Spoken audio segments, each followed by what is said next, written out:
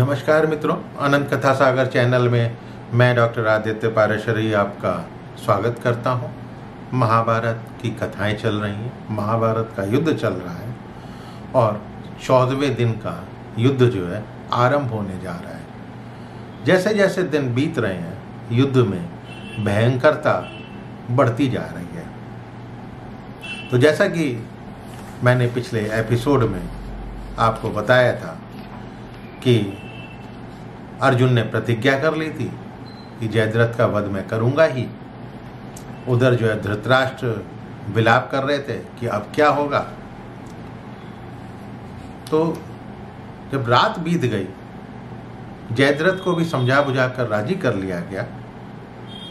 सुबह द्रोणाचार्य ने अपनी सेना का व्यूह बनाया।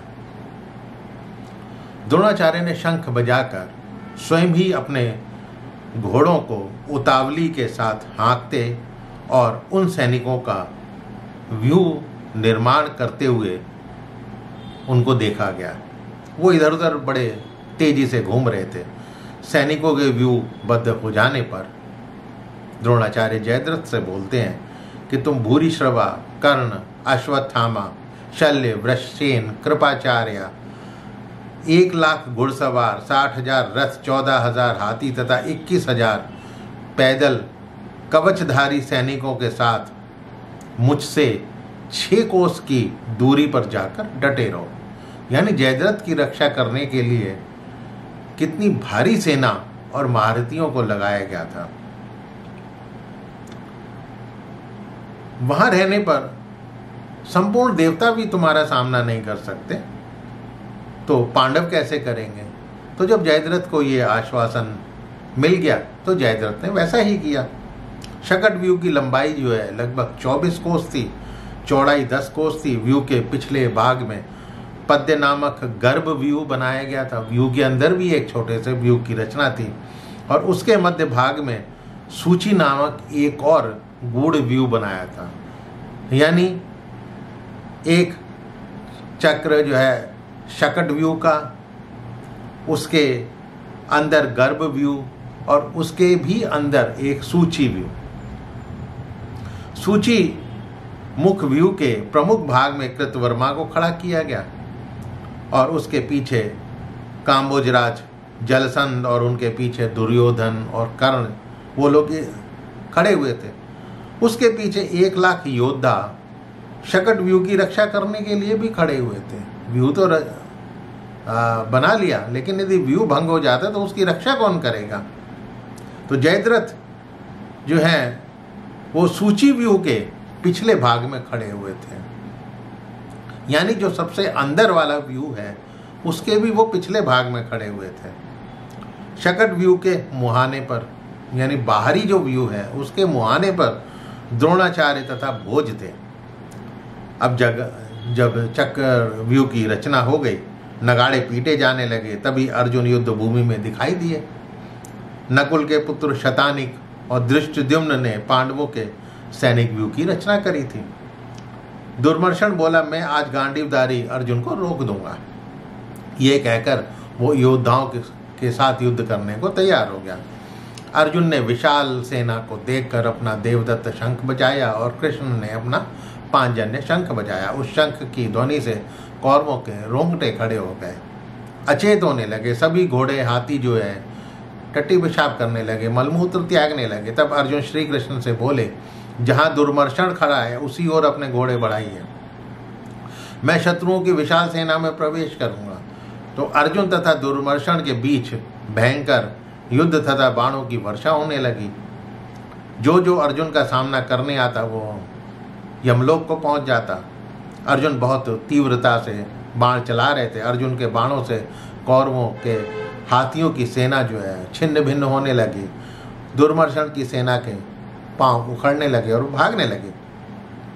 सेना का ये हाल देखकर दुशासन को बड़ा क्रोध आ गया और वो युद्ध के लिए अर्जुन के सामने जा पहुंचा। 2 घड़ी के लिए तो दुशासन बहुत भयंकर हो उठा, लेकिन अर्जुन ने बाणों से उसकी हाथियों की सेना का संहार कर डाला। सैनिकों के सिर भी धड़ाधड़ कट रहे थे।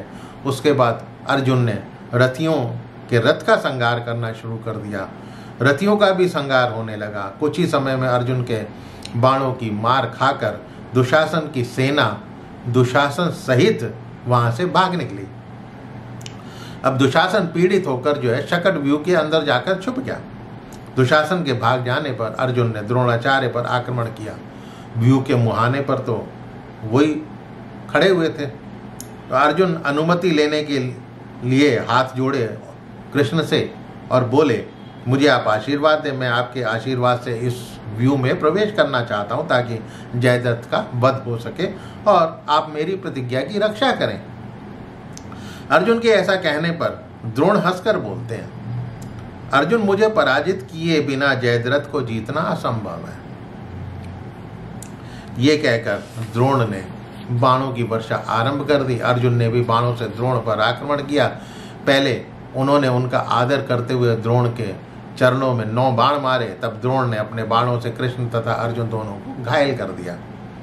तब अर्जुन ने अपने बाणों द्वारा द्रोणाचार्य के बाणों को काटते हुए उन पर दोबारा 9 बाणों से आक्रमण किया। शीघ्र ही द्रोण ने अर्जुन के धनुष की प्रत्यंचा काटकर घोड़ों तथा सारथी को बींध डाला। तब अर्जुन ने अपने दूसरे विशाल धनुष पर प्रत्यंचा चढ़ाकर 600 बाण, फिर 700, फिर 1000 और फिर 10,000 बाणों से द्रोण की सेना का संहार कर डाला। अर्जुन के बाणों से पीड़ित हजारों हाथी धरती पर पड़े हुए थे। कुछ ही देर में द्रोणाचार्य ने नाराज बाण छोड़कर अर्जुन को घायल कर दिया। फिर 5 बाणों से कृष्ण को, 73 बाणों से अर्जुन को चोट पहुंचाई। द्रोण ने बाणों की वर्षा करके अर्जुन को मानो ढक दिया। तब कृष्ण ने अर्जुन से कहा, हमारा अधिक समय यहाँ ना बीत जाए, इसीलिए द्रोणाचार्य को छोड़कर आगे बढ़ो। तब अर्जुन बोले, भगवान, जैसी आपकी इच्छा। तब अर्जुन द्रोण की परिक्रमा कर आगे बढ़ने लगे। द्रोण बोले, अर्जुन, तुम तो रण क्षेत्र से शत्रु को पराजित किए बगैर कभी लौटते नहीं थे, फिर कहाँ जा रहे हो? अर्जुन बोले, आप मेरे गुरु हैं, शत्रु नहीं। ऐसा कोई पुरुष जगत में नहीं है जो आपको पराजित कर सके। ये कहकर अर्जुन ने जयद्रथ वध के लिए कौरवों की सेना में प्रवेश किया। पीछे पीछे उत्तमौजा तथा युधामन्यु भी रक्षक बनकर साथ गए। तब कृतवर्मा, कंबोज नरेश और शतायु ने सामने आकर अर्जुन को रोका और एक दूसरे को ललकारते हुए युद्ध होने लगा। अब आगे युद्ध में गति कैसे आती है उसके लिए आप अगला वीडियो देखिएगा। फिलहाल तो मैं युद्ध के वर्णन को यहीं पर विराम देता हूँ और आशा करता हूँ कि आपको महाभारत की ये कथाएं पसंद आ रही होंगी। तो मेरे चैनल को सब्सक्राइब करना मत भूलिएगा और अपने इष्ट मित्रों से इसको शेयर अवश्य कीजिएगा। मिलता हूँ इसी युद्ध की कथा को आगे बढ़ाते हुए अगले एपिसोड में। तब तक के लिए नमस्कार।